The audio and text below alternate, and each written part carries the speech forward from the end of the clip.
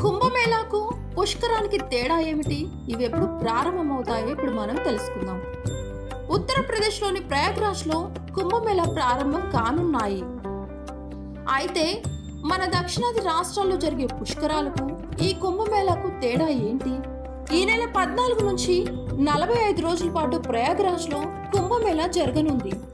40 కోట్ల మంది భక్తులు త్రివేణి సంగమంలో స్నానాలు ఆచరిస్తారనే అంచనాలు ఉన్నాయి. అయితే నార్త్ ఇండియాలో పాపులర్ అయిన కుంభమేళాకు దక్షిణాదిలో ఘనంగా జరిగే పుష్కరాలకు తేడా ఏమిటి ఇప్పుడు చూద్దాం. పురాణాల ప్రకారం దేవతలు దానవులు కలిసి అమృతం కోసం క్షీరసాగర మదనం చేసినప్పుడు అమృత భాండం కుంభంతో సహా ధన్వంతరి సముద్రం నుంచి ఉద్భవించాడు.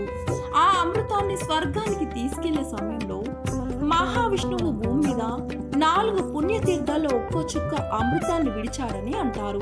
ఆ 4 తీర్థాల్లో ప్రతి 12 ఏళ్లకోసారి కుంభమేళా జరుగుతూ వస్తుంది. ఆ సమయంలో ఆయా తీర్థాల్లోని జలం అమృతంగా మారుతుంది అని, ప్రజల పాపాలు తొలగించే శక్తి అక్కడికి చేరుతుందని నమ్మకం. ఇక ప్రయాగలోని త్రివేణి సంగమం గంగా యమున అంతర్వాహినిగా సరస్వతి, హరిద్వార్ గంగా, నాసిక్ గోదావరి, ఉజ్జయిని, షీప్రాలో ప్రతి 12 ఏళ్లకు కుంభమేళా జరుగుతూ వస్తుంది. అయితే ఈ 4 తీర్థాలు కుంభమేళా వేర్వేరు సంవత్సరాలు జరుగుతుంది.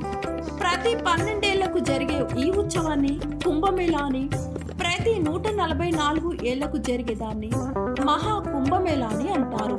తర్వాతి కాలంలో ప్రతి 6 సంవత్సరాలకు అర్ధ కుంభమేళా కూడా జరపడం మొదలైంది. కుంభ అంటే కుండ, మేళా అంటే అంతే భారీ సంఖ్యలో ప్రజలు గుమిగూడే స్థలం కావడంతో ఈ ఉత్సవానికి కుంభమేళా అని పేరు వచ్చింది అని పండితులు చెబుతున్నారు. ఇక ఉత్తర భారతదేశంలో బాగా ప్రసిద్ధి చెందిన కుంభమేళా తర్వాతి కాలంలో దక్షిణ దేశంలోనూ ప్రాముఖ్యత పొందింది. ఇక దక్షిణాదిలో కూడా కుంభమేళా సంస్కృతి లేదు, కానీ పుష్కరాలు ప్రసిద్ధికెక్కాయి. ప్రతి ఏడాది ఒక్కో నది చొప్పున మొత్తం 12 నదులకు పుష్కరాలు జరుపుతారు. అంటే ఒక్కో నదికి ఒక్కోసారి పుష్కరం జరిగితే మళ్ళీ పుష్కరం రావడానికి 12 ఏళ్లు పడుతుంది.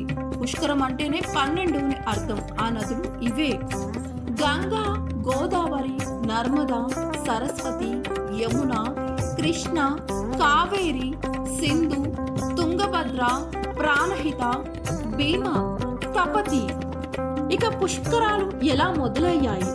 జాతక పారిజాత గ్రంథం ప్రకారం ఒక పుష్కరుడు అనే పండితుడు తపస్సు చేసి తాను జలంలో ఎప్పటికీ బ్రతికి ఉండాలని వరం పొందుతాడు. ఈ విషయం తెలిసి బృహస్పతి అంటే గురుడు తాను ఒక రాశి నుంచి మరో రాశిలోకి ప్రయాణించే సమయంలోనే ఒక్కో నదిలో ప్రవేశించమని పుష్కరుణ్ణి కోరాడు. దానికి సరైన పుష్కరుడు ప్రతి ఏడాది ఒక్కో పవిత్ర నదిలో ప్రవేశిస్తూ ఉంటాడు. ఆ సమయంలో నదీ జలాలకు శక్తి వస్తుందని, అప్పుడు స్నానం చేస్తే పాపాలు పోతాయని నమ్ముతారు. పుష్కరం 12 రోజులు జరుగుతుంది. ఉత్తరాది నదులకు పుష్కరం వస్తుంది, కానీ అక్కడకు భారీ సంఖ్యలో వెళ్లేది దక్షిణాది ప్రజలే. ఇక నదులను పూజించడమే అసలు లక్ష్యం. ప్రకృతి శక్తులను పూజించడం భారతీయుల ప్రాచీన సాంప్రదాయం. అందులోనూ ప్రాణానికి ఆధారమైన జలాన్ని దైవంగా పూజించే సంస్కృతి అనాదిగా వస్తుంది.